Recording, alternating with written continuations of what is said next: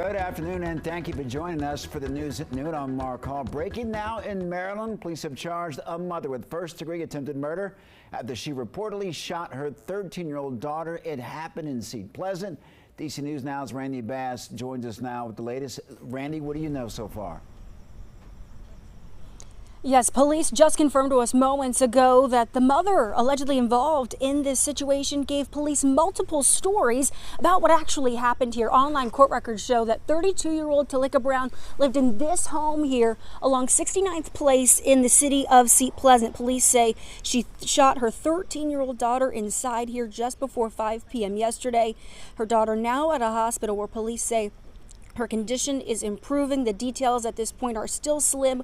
We're reaching out to the Prince George's County State's Attorney's Office for any additional court documents that might paint a better picture of what actually happened here. The city of Sept Pleasant, typically a quiet area here along this block.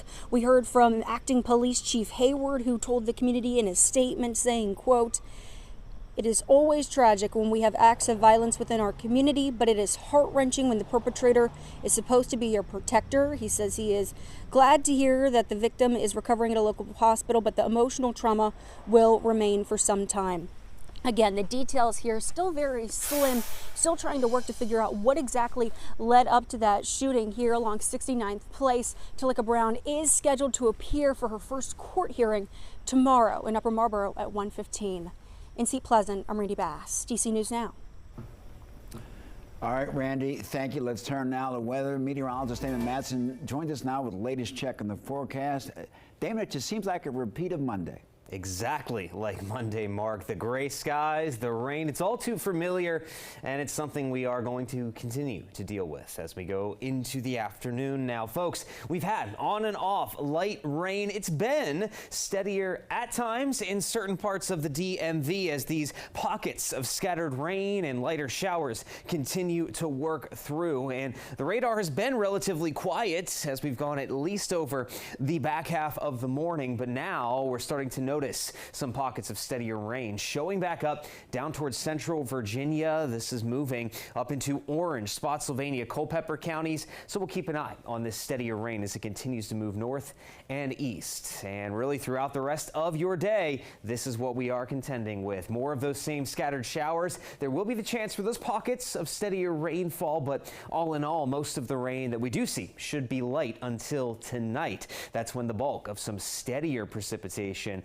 works even across the entire DMV. So we're dealing with that closer to home here. But folks, a little bit of news from the National Hurricane Center. As of 11 a.m., we have our latest named tropical system. Tropical storm Helene has formed in the Western Caribbean. Now, will this be making landfall in the U.S. later this week, and will it have any impact on the DMV? We'll have that answer, as well as how much longer we'll deal with this soggy weather, coming up in your full forecast in just a bit. All right, Damon, thank you. In Maryland, police are investigating a triple shooting that killed a man and injured two others in Prince George's County. It happened last night in Mount Rainier, and police say that three victims were inside the car parked right out front when a suspect approached the driver. An altercation happened, and now a man is dead and two other people are injured. First time I've ever heard of anything happening like this. I'm a little bit uncomfortable. With the prevalence of gun violence throughout our region, been so popular in today's society. So this is very sad as it reaches our community. Police say the suspect left the scene right now. They say that they don't have a motive. If anyone has any information, they are asked to contact police. Well, staying in Maryland, we're learning more information about the Bowie police officer accused of firing his gun during a traffic stop and hitting a car earlier this month. The police chief says that he's a 12-year veteran of the department. Sergeant Robert Warrington stopped to help a man stranded on Collington Road and John Hanson Highway near Route 50 about 2 weeks ago. During that stop, officials say that after approaching the driver, he fired a shot from his gun.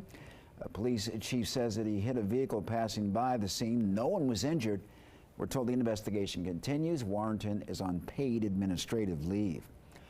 Happening now on the Hill, thousands of crime victims are marching from Union Square to the National Mall. This is a live shot right now. This comes after the FBI released new crime data showing that crime nationwide has gone down. But DC News Now's Liberty Simmons breaks down why people locally aren't feeling it.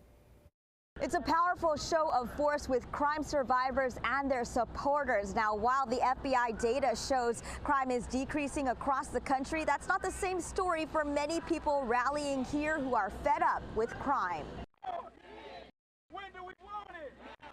3,000 protesters are holding the first ever Crime Survivors Speak March on Washington. They are holding a march, rally, candlelight vigil, and healing festival. They are demanding a new era of public safety and justice. I live in a community where crime happens every day, all day. Somebody's getting killed, somebody's getting shot, somebody's, it's bad. Locally, just last year, violent crimes in the district jumped 39%. The district also saw the most homicides in decades back in 2023. By contrast, the FBI reported a 3% decrease in national violent crime that same year. So far this year, though, MPD has reported a 34% drop in violent crime compared to last year.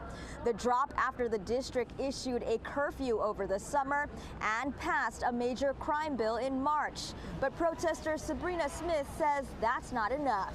I'm very fed up because I think that there should be laws to where it's not easily guns being put in our communities like they are. And organizers here also plan to meet with congressional leaders to create legislative change to help crime survivors. 320. Organizers here also plan to meet with congressional leaders to help create legislative change to help crime survivors, and the rally is expected to last until 4 p.m. this afternoon. For now, near the Capitol, Liberty Simmons, D.C. News Now. Liberty, thank you. Again, new FBI data shows that violent crime is dropping. Nationwide murders and manslaughters have dropped nearly 12% and 9% drop in rapes, and a 3% decrease in aggravated assault. It's certainly welcome news from many communities that saw a large spike in 2020, but there are some analysts who say the national data paints the picture too broadly. It's because crime is a hyper-localized phenomenon. For many of the people, unfortunately, on the south side of Chicago, to say that the crime rate nationally overall has dropped, that's not the reality they are living in their day-to-day lives. And the gentleman you just heard from also points to different numbers from the DOJ showing that property and violent crimes are underreported. Well, this afternoon, a man accused of defacing images of Vice President Kamala Harris posted outside of a popular bar in Logan Circle is facing charges. It happened Saturday morning at the Little Gay Pub on P Street Northwest, and officials say it's the second time it's happened this month. Co-owner Dito Sabila says that the portraits of Harris were first vandalized on September 11th. New posters were printed days later, but Saturday morning, the same man struck again. He was caught on video spraying X's on Harris's face and defacing a bus shelter. Said Harris equals Hitler, Trump better than Hitler. So it was some weird equation. I would love to say that we feel like victims and we're more deterred, but in fact it just makes us more resilient, and we'll keep putting them up. D.C. police are investigating this as a potential hate crime. Last night, police arrested Nicholas Goldstein for the graffiti incidents. Prince George's County police are investigating after images of graffiti at a Muskogee playground in College Park circulated on social media. Police say that they were investigating the graffiti, which appeared to have the number 56 sprayed painted around the park. Some neighbors are voicing their concerns. Kind of upsetting because we've lived here so long, and the neighborhood used to be really calm, and then now it's just like kind of dangerous, and we're kind of like scared to just like walk around in general because we don't know what it means. And Prince George's County police are asking anyone with information regarding the vandalism to call them. Well, new today, local leaders overseeing the DMV's water supply are focusing on how the region can avoid the economic consequences of water supply disruption. Officials presented findings from an organization tasked to protecting the Potomac River. They say the Potomac is the main source of drinking water for the region, and it's crucial to protect it. A new report details how the D.C. area could be impacted if the water sources face threats from natural disasters or infrastructure failures.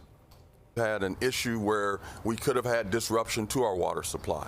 We had an algal bloom in the Potomac. We also had an oil spill up on one of the rivers that was coming towards the Potomac. All of these cause issues for us in supplying drinking water to the District of Columbia. If we do have an issue here in the District of Columbia at the Washington Aqueduct, we have approximately less than 24 hours of water in supply. And Gaddis went on to say that D.C. Water will continue to refine their response and plans to ensure that they are prepared for any future challenges. McLaurin, he's got it. First and goal inside the 5. And a beauty from the rookie Jaden Daniels for 56. Oh, those Washington Commanders got themselves a big win last night on the road against the Cincinnati Bengals. And a game where his team was a 7-point underdog. Rookie quarterback Jaden Daniels had his best game of the season so far. Daniels finished 21 of 23 for 254 yards, having the highest completion percentage for a rookie ever. Daniels also threw for 2 touchdowns and ran for another. He wasn't the only Commander having a good game. Star wide receiver Terry McLaurin also had his best game of the season. He had 4 catches for 100 yards, including a 27-yard grab for a touchdown to seal the win. Now, the Commanders won the game 38-33. Up next, they'll be on the road in Arizona playing the Cardinals on Sunday, and that game starts at 4 o'clock.